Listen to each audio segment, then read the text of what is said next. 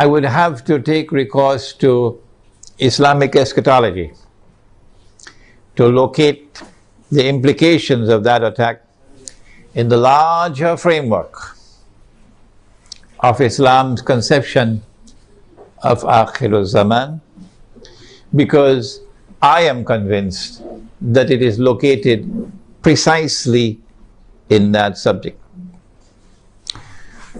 In the process also of offering my analysis, I will have to offer opinions of mine. If a politician and a prime minister and a government official and a businessman and a carpenter and a taxi driver can offer opinions, why can't a scholar of Islam do the same thing? What's wrong with that? Provided, of course, that we recognize that only Allah does not make mistakes, number one. And number two, in my instance, I always insist that when I offer my opinion or my view on any subject, I insist that my audience should never accept my view unless and until you are convinced that it is correct. If you can offer me anything better than that, please tell me. I think I've reached the limit. So I should be allowed to offer my opinion and my views. I'm not a prophet. I don't have an angel or a jinn whispering into my ears. I'm offering you opinions based on analysis. And I have the right to do so. And those who warn people don't listen to Imran Hosein should be ashamed of themselves. Having said that, we say that Israel wants to attack Iran because Israel ultimately wants to rule the world. Because the Zionists want to rule the world.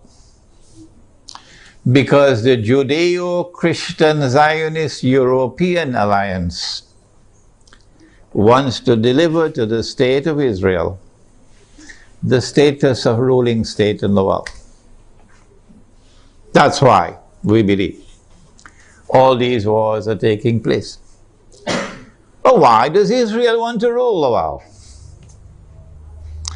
They said some 50, 60 years ago, and even then they were telling monstrous lies. So 9/11 was not the first lie. They said that all that we want to do is to create a Jewish homeland in the Holy Land where Jews can live in safety and security. That's all we want to do. And we say that was a monstrous lie. What you wanted to do was to establish a Zionist state in the Holy Land, which would seek to impersonate Holy Israel, the holy state of Israel, that was established by Nabi Dawood, alayhi salam, the Prophet David, and Nabi Sulaiman, alayhi salam, the Prophet Solomon, and that this Zionist state of Israel would one day rule the world. That's what you wanted to do.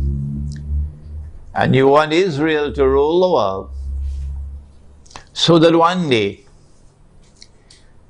not too long from now incidentally, a man would stand up in Israel. Nabi Muhammad alayhi salatu wasalam described that man to us 1400 years ago or more. So if you're listening in Washington tonight, let's tell you what the Prophet said. And if you're listening in London and in Jerusalem tonight, let's tell you what Prophet Muhammad alayhi salatu wasalam said. He said that that man would be a Jew He would be a young man. And so the end of history will witness young people taking over the world. He would be a powerfully built man. He would have curly hair. And he would declare,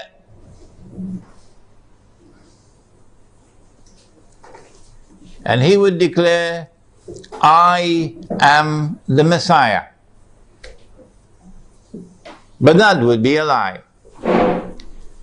The Messiah is the son of Mary. Sorry, more than that. He was the son of the Virgin Mary. There's only one virgin in the world who ever gave birth to a son and still remained a virgin. And that was Jesus, Nabi Isa alayhi salam. He is the Messiah. Muslims believe that. And most Christians believe that. I don't know whether the Zionist Christians also believe that. Somebody should ask them.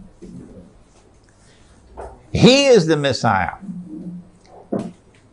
And one day he's coming back, said Nabi Muhammad alayhi salatu wasalam. Whether Washington believes that or not is irrelevant. One day he's going to come back, said Nabi Muhammad alayhi salatu wasalam. And when he comes back, he's going to rule the world from Jerusalem. That is in the hadith, because he would be Hakimul Adil, a ruler who will rule on the basis of justice. Those who today rule the world do so with injustice.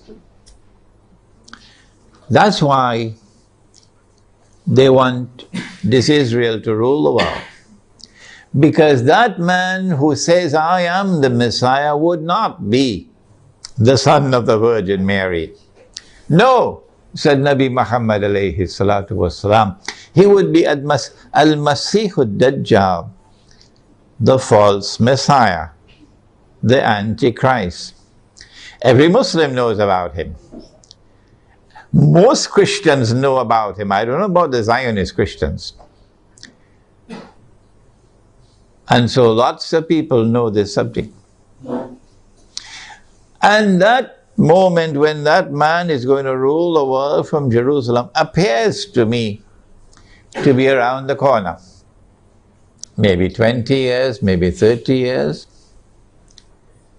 And so this is why they want to attack Iran. We want to begin our analysis tonight by pointing out that there is a moral foundation to the law of war and peace. And that moral foundation is that you do not launch wars unless there is a just cause for it. Iran has not done anything. Iran has not attacked Israel. Iran has not launched any missiles on Israel. Iran is not waging war on Israel.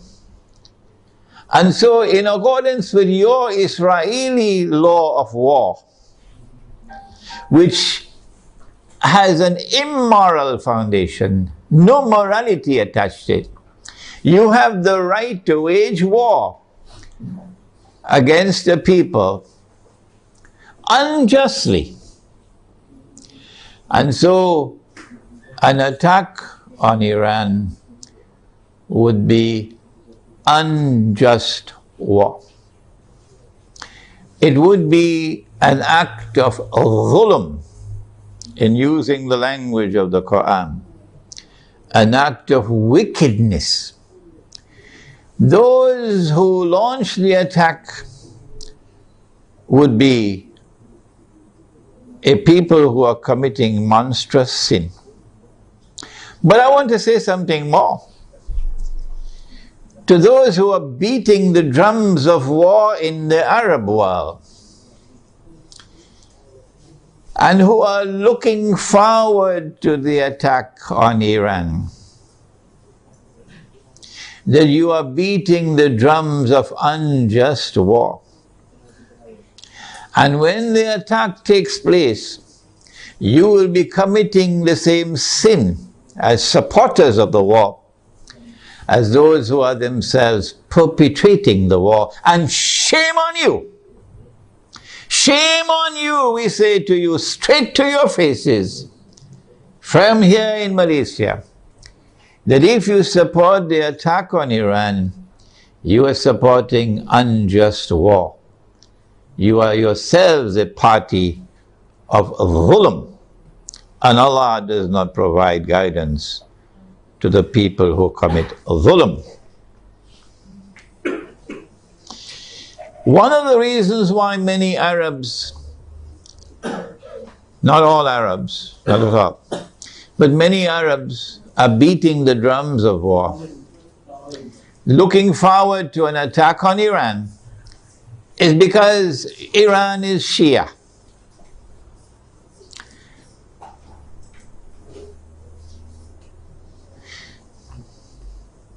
They hold the view that Shia are kuffar, and hence it is permissible to launch war on the kuffar, the disbelievers.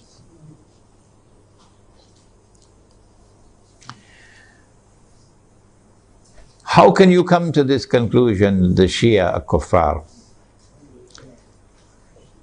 If the Shia are kuffar, then there must be some ijma' or consensus of opinion on that subject. That consensus has never been achieved in 1400 years. Why? How can we say so? Here is proof. This is not the only proof, but this is adequate. The no regime in control of the Hijaz, in control of the Hajj, in our history that we know of, has ever prevented the Shia from performing the Hajj. As a consequence, we say, it is too late in the day now for you to come with any manufactured arguments declaring the Shia to be kuffar. Yes, we agree that it is an act of profound misguidance to declare that Abu Bakr Siddiq radiallahu ta'ala anhu was a usurper, and that Umar Farooq radiallahu ta'ala anhu was a usurper, and that Uthman Ghani radiallahu ta'ala anhu was a usurper. Three of the foremost companions of the Prophet alayhi salatu wasalam. It's a massive vote of no confidence in the Prophet himself alayhi salatu wasalam. And we say of those who insist that these three companions of the Prophet alayhi salatu wasalam were usurpers, we say you are profoundly misguided. But we never say that you are not Muslims. You still are our Muslim brothers. And so the argument that the Shia are kuffar and hence it is permissible to launch war on them is invalid. But secondly, does the religion of Islam say it is permissible to wage war on kuffar? Where did you learn your Islam from? Mars or Venus or Jupiter? Huh? This is the religion of Islam. Truth is from your Lord. فَمَنْ شَاءَ فَلْيُؤْمِنْ وَمَنْ شَاءَ فَلْيَكْفُرْ. Whosoever wishes is free to accept, and whosoever wishes is free to reject kufr. La ikraha fid din, says the Quran. There is no compulsion in matters of religion. And so you are not permitted in Islam to wage war against any people because they are kuffar. No. There is a version of Islam today which has emerged in the world, which seems to have originated in Saudi Arabia with Sheikh Muhammad Abdul Wahhab. It used to be called Wahhabi, it's now called Salafi, and I have students of mine who are Salafi, and they are my students. which can best be described as a Protestant version of Islam. Protestantism in the modern world is a conception of religion which reduces religion to texts and which interprets texts literally.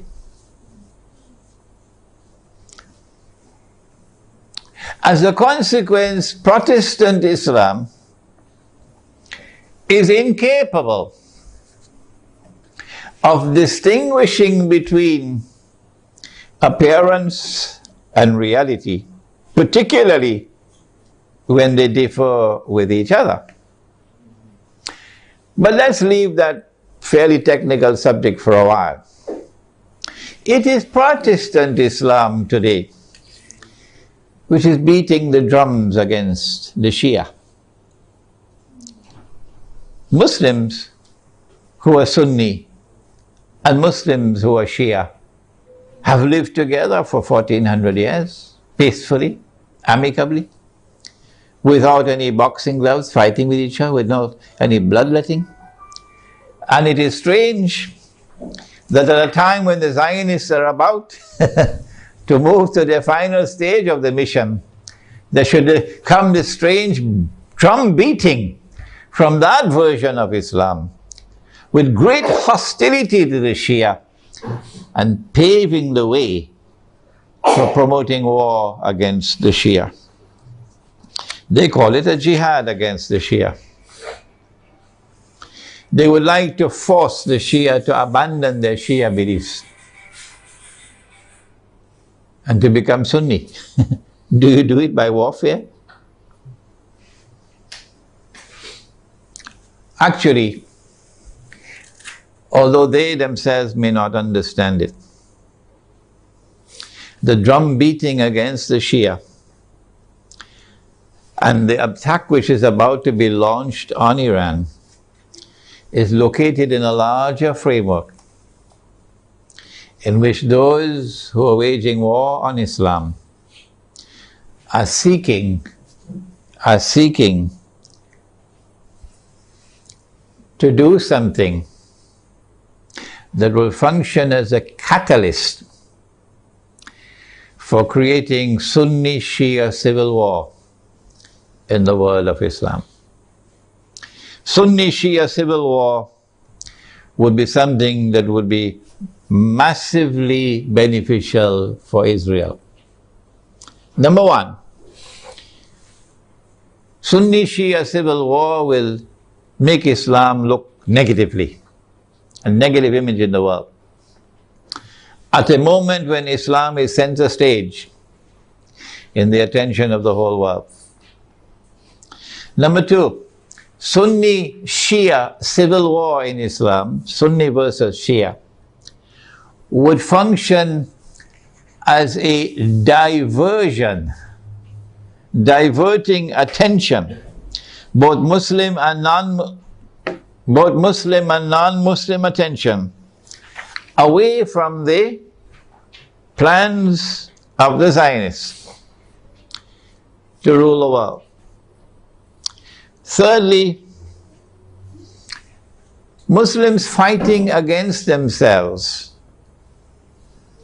will obviously lead to a loss of power. Our power will decrease, and that will be strategically advantageous for Israel. But most important of all, if an attack on Iran provokes Sunnis to be so foolish as to turn in hatred against the Shia, and provokes Shia to be equally foolish to turn in hatred against the Sunni, then that Sunni-Shia civil war, and I hope none in our audience here tonight is so stupid, it will allow that Sunni-Shia civil war to destabilize very important parts of the world of Islam. where there are significant Shia communities living amongst the Sunnis.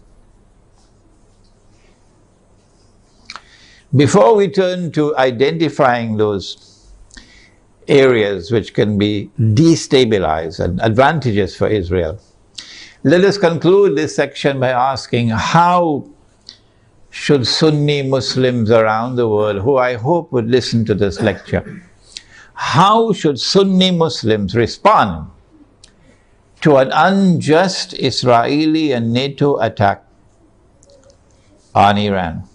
Number one,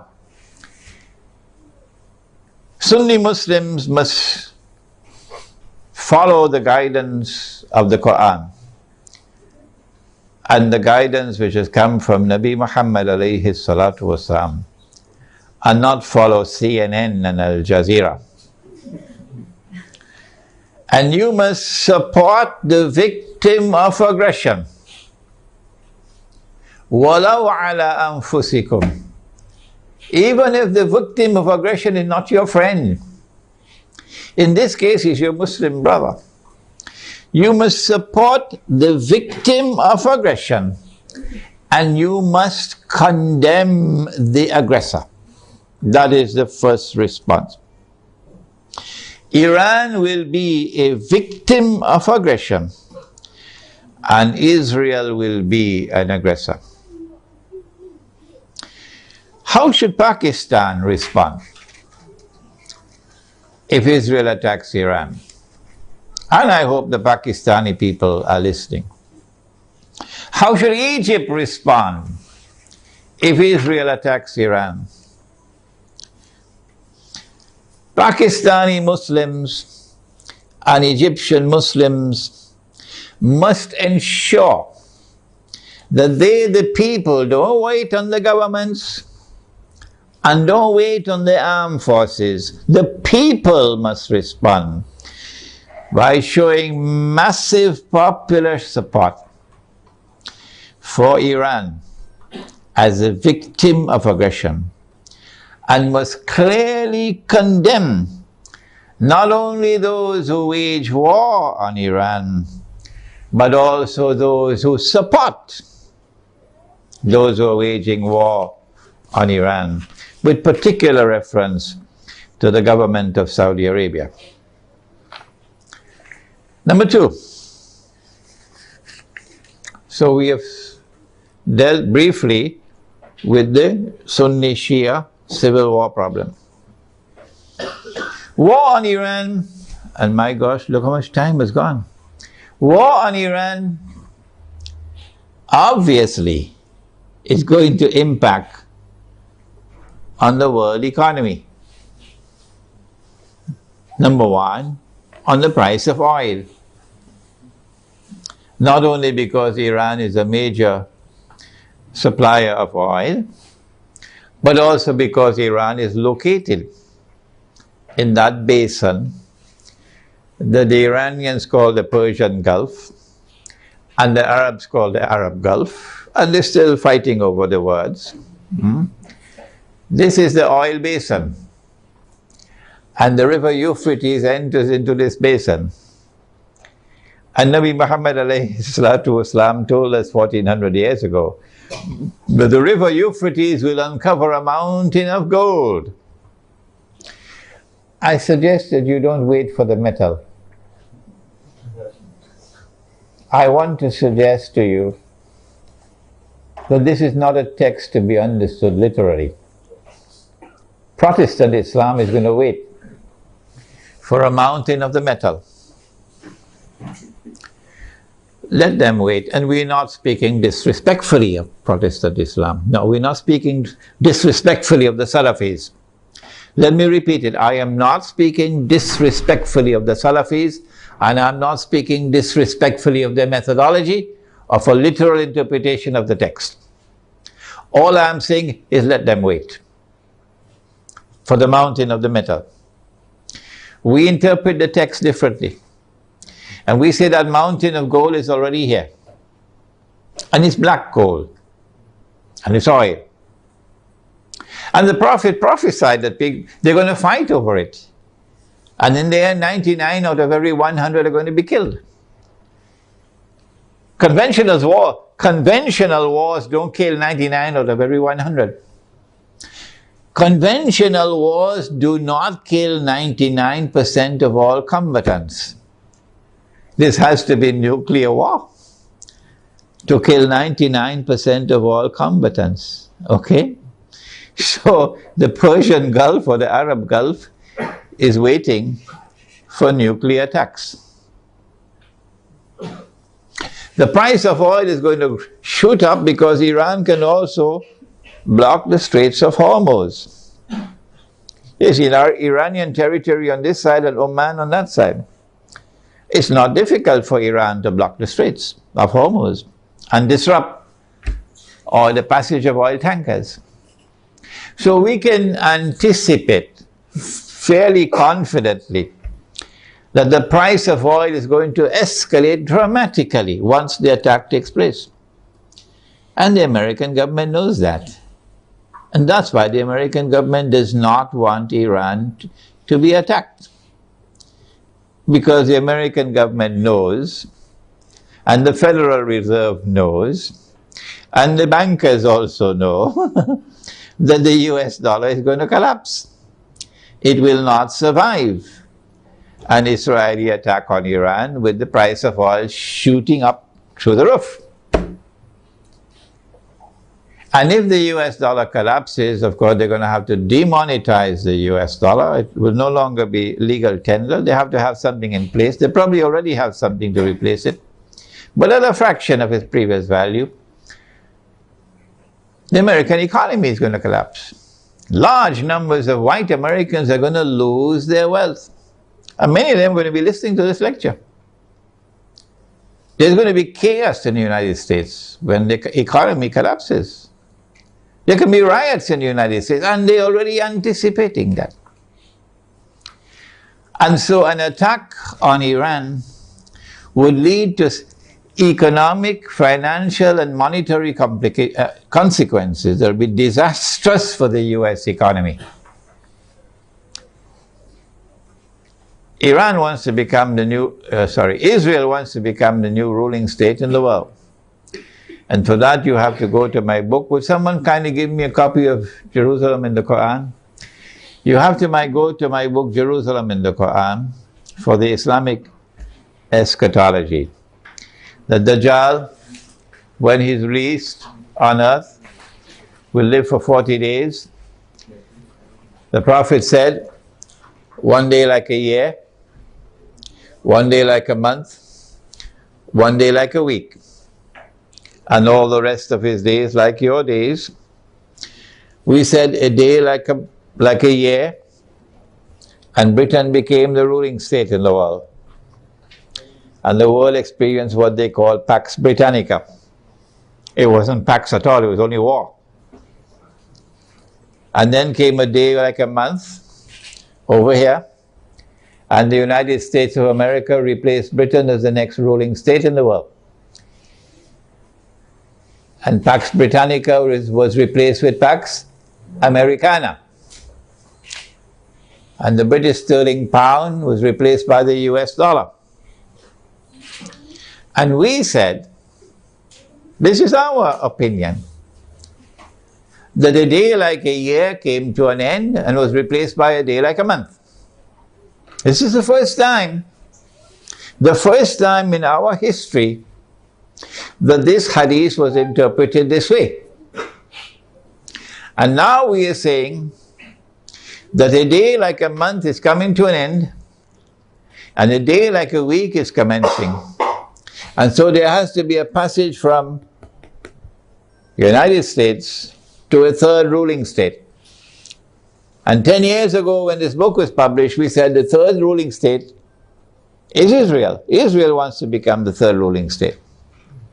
For Israel to become the third ruling state, the United States has to collapse. And so this is going to be the collapse of the economy. Not just the US economy, but more than that. With the dramatic rise in the price of oil, you're going to have a significant rise in the cost of living around the world. Transportation costs are going to escalate. Food prices are going to escalate. Energy prices will rise. And this is also going to affect the prices of manufactured goods. The poor of the world will sink as soon as Israel attacks Iran into greater poverty and in some cases destitution. In Yemen now, they can't afford to buy the cooking gas with which to cook. The middle class around the world will sink into poverty. And when there are so many poor, the majority of mankind in poverty, it's going to be easier. It's going to be easier to rule the world. With people who are too poor to organize themselves, to resist oppression and resist slavery. How should we respond to this impending economic collapse, financial and monetary collapse? How should we respond to the imminent rise of the cost of living around the world? How should we respond? My opinion, and I'd love to hear your opinion before we end tonight. My opinion is to go to that hadith of the Prophet sallallahu ta'ala alayhi wa sallam. He said about Akhirul Zaman, he said, if you have land, hold on to your land. You're familiar with that, aren't you? And he said, if you have animals, hold on to your animals. And then a man asks, O Messenger of Allah, what about if we have neither land nor animals? He said, sharpen your sword. Of course, CNN is going to call him a terrorist now. He said, sharpen your sword, because you're going to be dealing with chaos and anarchy and riots as people seek to survive by fighting each other for food. Where can we get land and animals to sustain ourselves in this impending collapse? The answer is certainly not in the cities. If you believe that you can survive in the cities and get land and animals in the cities, you should buy a one-way ticket to the moon. And so Egypt, I'm talking to you tonight. In Pakistan, I'm talking to you tonight. Listen to me and get out of the cities. 20 million people in a city, 15 million people in a city, who's going to feed them? Where are you going to get your food from? What's going to be the price of that food? Get out of the cities while still there is time. Go to the countryside. Go to where rain falls. Go to where there is water. And produce your own food. Dairy crops, food crops, dairy farming, milk and meat. So that you can survive the storm that is coming. Ensure there is water supply. Do not depend on oil for energy. Use natural energy. A bicycle is natural energy. Wind, solar energy, water energy. Number two, live in small communities, because small communities can more easily sustain themselves without having to be dependent on supplies of food from outside the communities.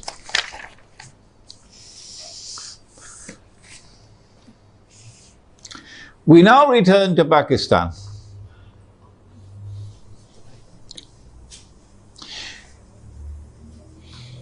An attack on Iran can be launched simultaneously with an attack on Pakistan.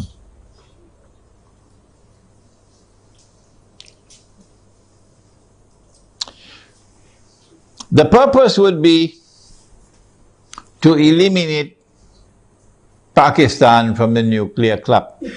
But we've been saying this for 10 years now. When the attack on America took place in September 2001, we produced a booklet 2 months later, a Muslim response to the attack on America. That booklet is on my website.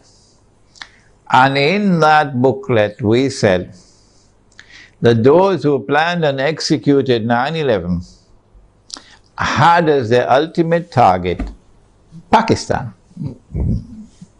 And they put the blame on Afghanistan so that they could put their troops in Afghanistan so that they'll be advantageously located for moving in on the final target, which is Pakistan.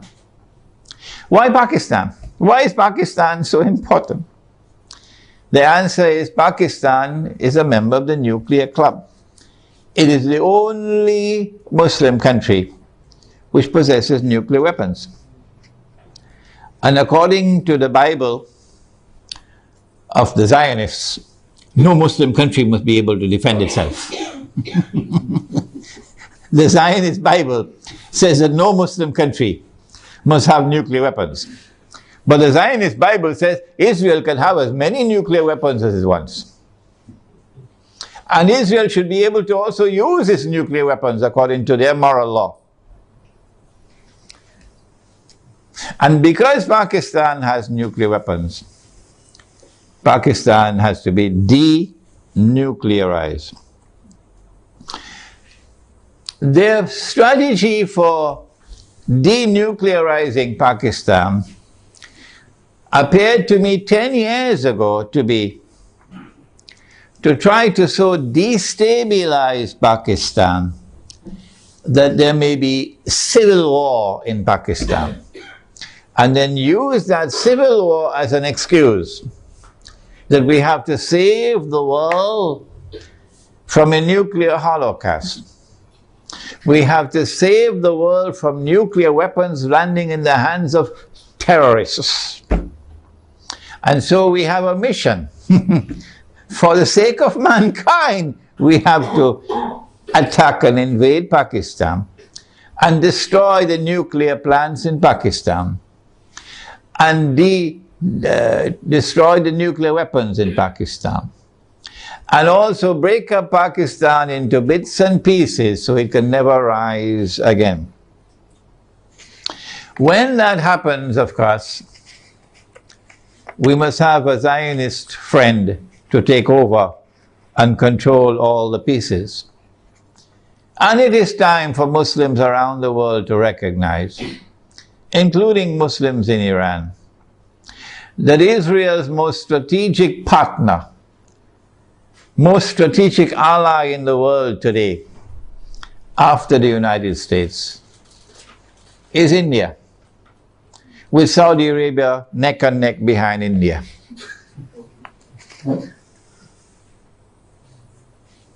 And so, not only must India be involved in the attack,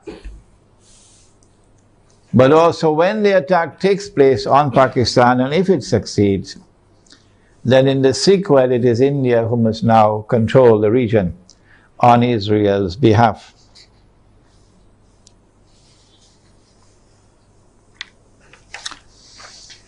An attack on Pakistan, a successful attack on Pakistan, and the denuclearization of Pakistan and the breakup of Pakistan into bits and pieces will impact upon Muslims in the whole of that subcontinent in such a way as to bring about a state of demoralization and despair,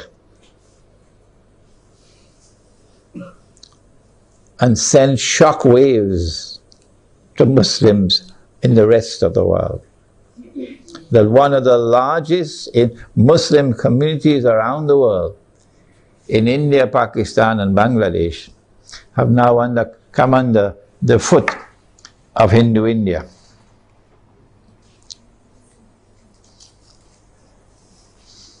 So India will rule the entire South Asia with NATO in control in Afghanistan. What should Pakistan do at a time like this late hour? Perhaps it's already too late for Pakistan to do anything, because those who have controlled Pakistan politically and those who have been in control of the Pakistan armed forces have distinguished themselves with their stupidity. And I have to use a harsh language. I'm so sorry to use this harsh language against them. Their awesome and monstrous stupidity these last 10 years since 9/11 in supporting war on terror, which is a euphemism for war on Islam,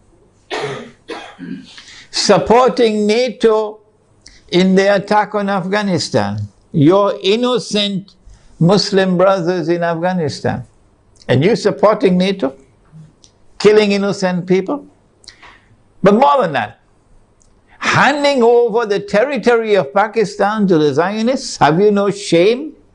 This is what you did for 10 years. That all the NATO supplies going to Afghanistan went to the territory of Pakistan. And it took you 10 years to stop it. Only when NATO killed 23 Pakistani soldiers, they didn't do by accident. They launched an attack on the Pakistani post while he was sleeping to send a message to you that that's it, the friendship is over, we're coming to attack you now. So only when that happened, now you're going to stop them from transiting the territory of Pakistan with supplies for the NATO troops in Afghanistan? How could you be so stupid to hand over 3 military bases in Pakistan to the United States so that drones could go and from above, pilotless drones, and killing our people innocently? And now, when the knife is about to cut your throat, only now you're waking up. When the attack on Pakistan takes place, I think they already know what's going to happen. So all of these Pakistani Zionists, I call them Zionists, probably already have their suitcases packed. Like they did it in Saigon. And they'll all be flying to Miami and to Los Angeles and to New York to spend the rest of their miserable lives. These traitors. But I'm not talking about them tonight. I'm talking about the Pakistani people, as poor as they may be. In their poverty, they still love Islam. And they hate the government of the United States, which has been committing aggression and oppression with deception after deception. Feelings in Pakistan have reached fever pitch. They know in Pakistan the attack is coming. My advice tonight to them, if it is not too late, I don't know, what can you do?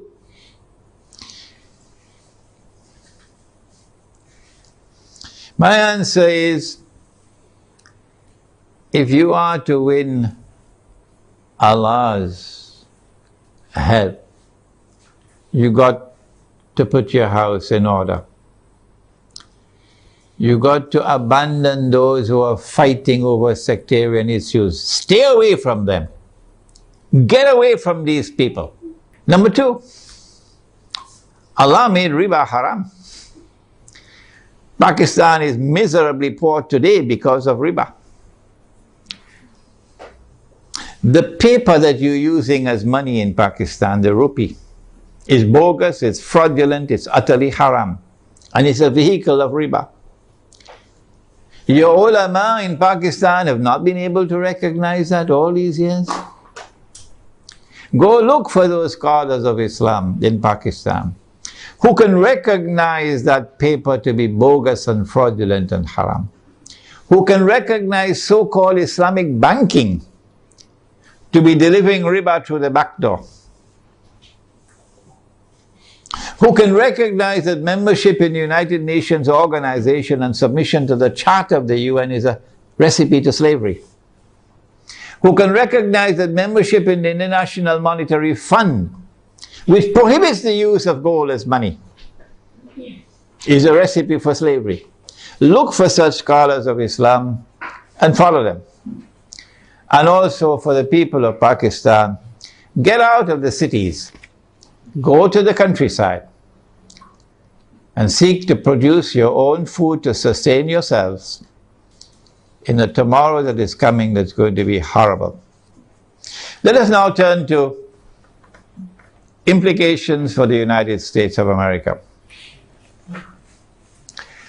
As soon as Israel attacks Iran, and my opinion is that Israel is not going to attempt to deliver a knockout blow.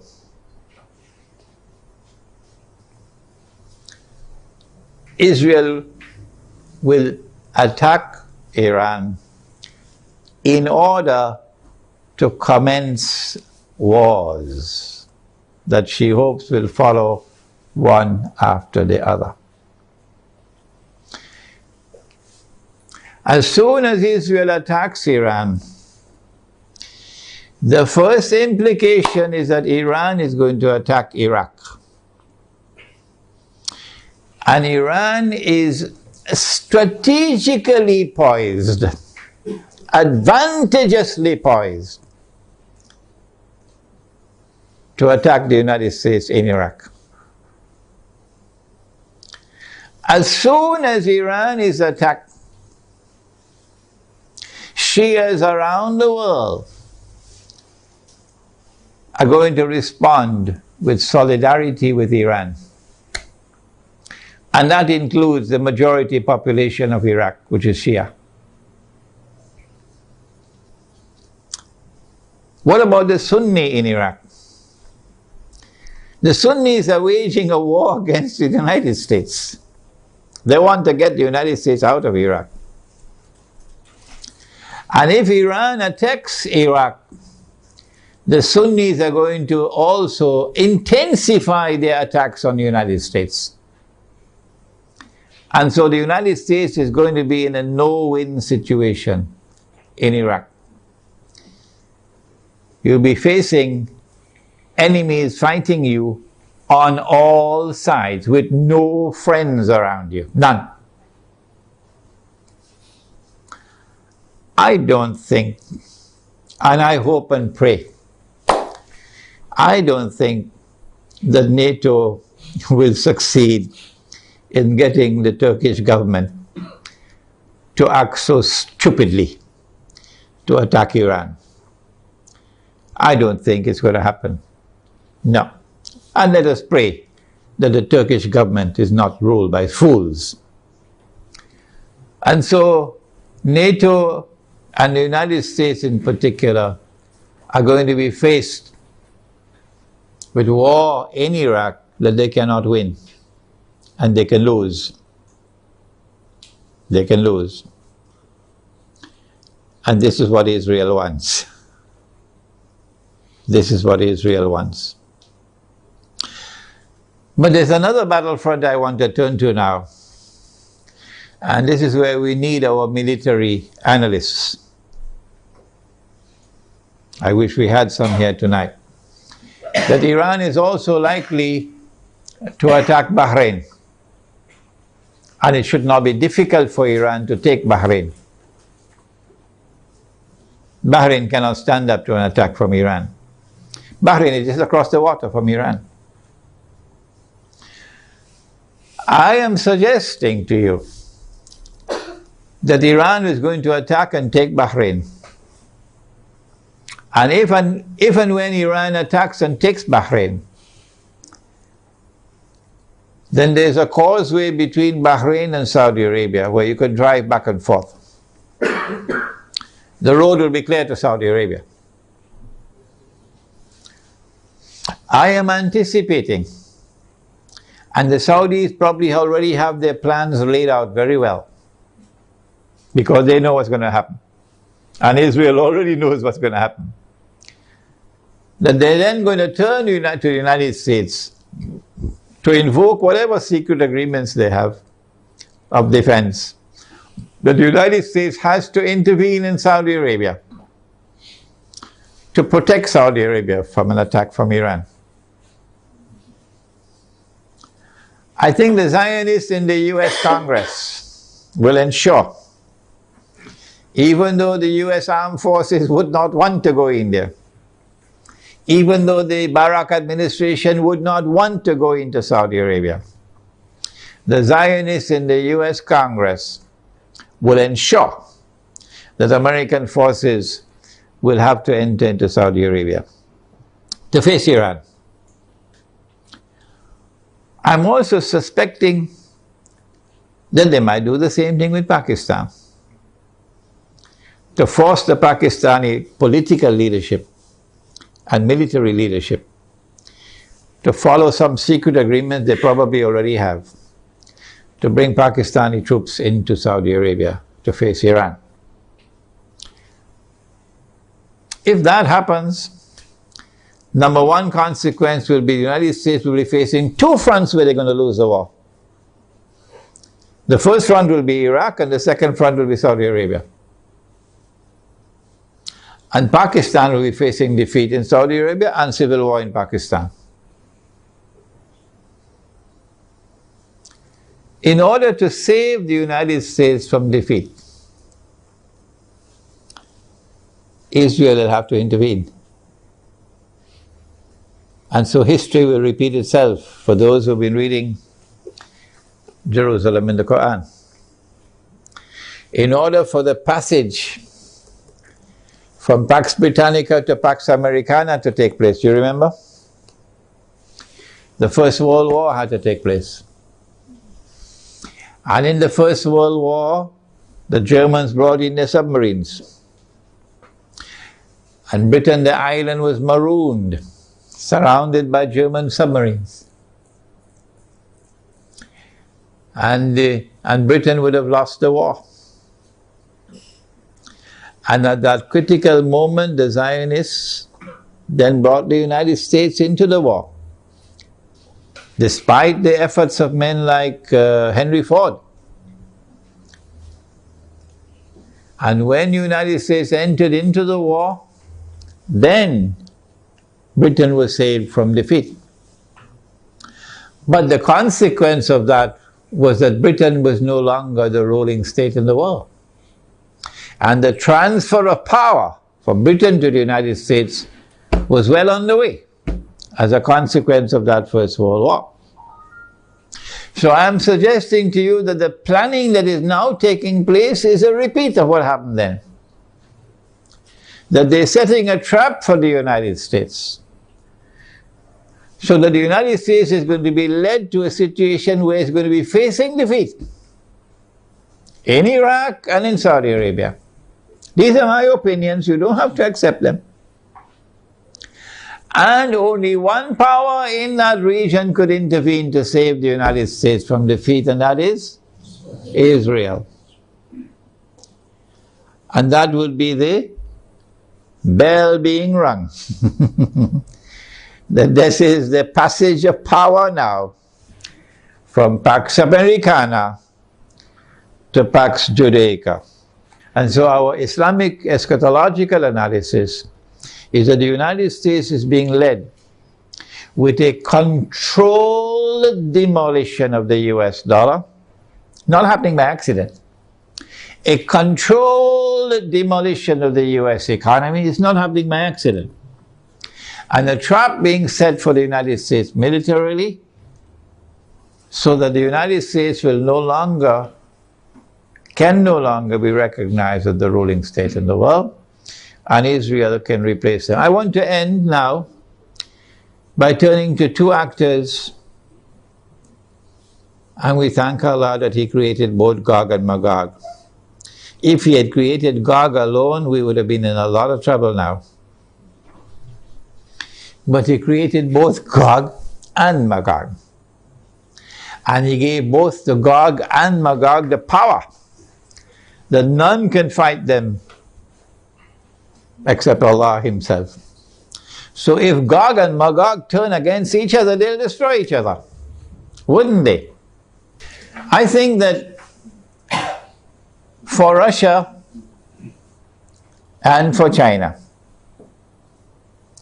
an Israeli attack on Iran, particularly if it involves the use of nuclear weapons, would be recognized as a threshold being crossed. That so long as you did not cross that threshold, Russia and China were prepared to go along and continue. In the Security Council of the United Nations, for example, cooperating and collaborating where possible in managing the affairs of the world. But once you cross that threshold, the implication for Russia and China is that you have crossed the point of no return. And that an attack on Iran is now going to inevitably lead to world war.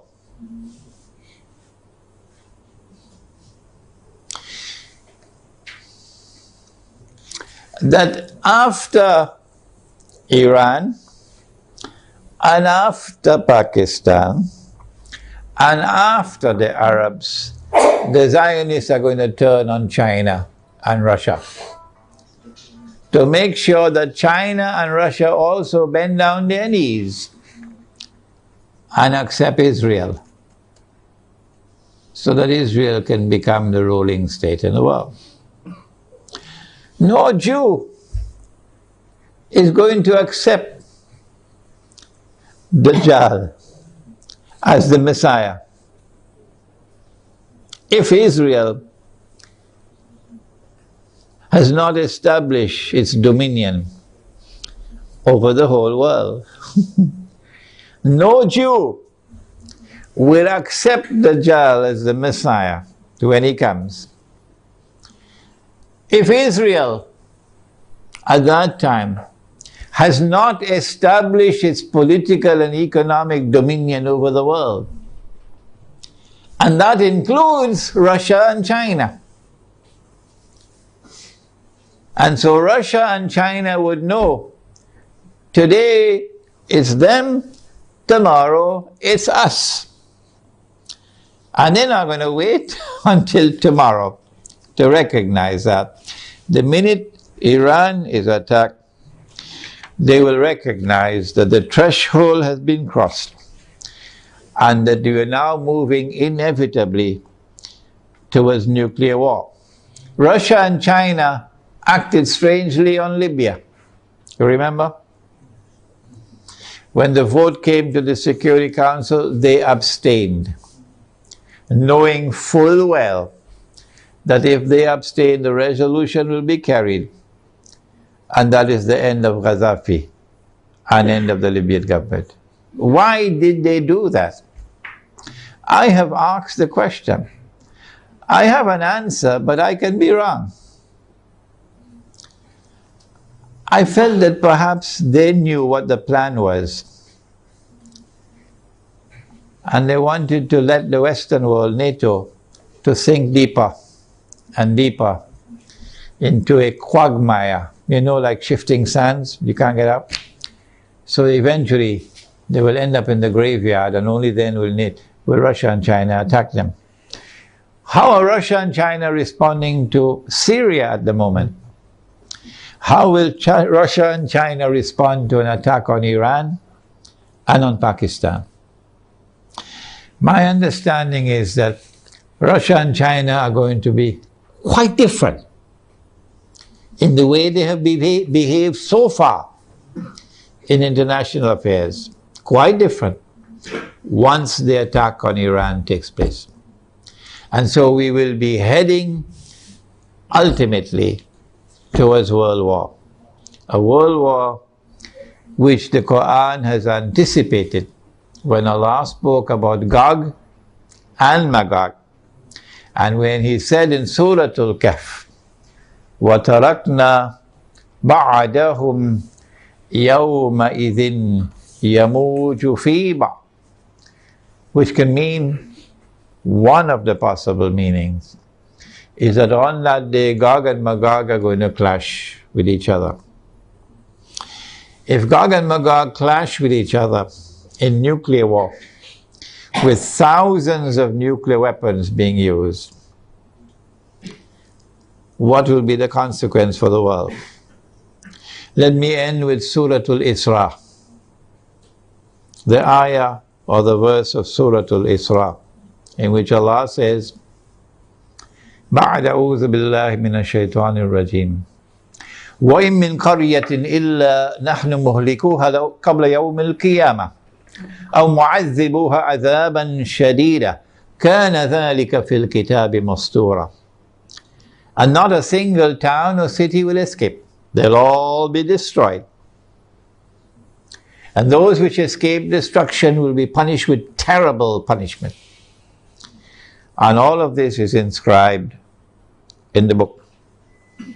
This brings an end to our preliminary analysis of the implications of an Israeli attack on Iran. We have certainly not exhausted the subject.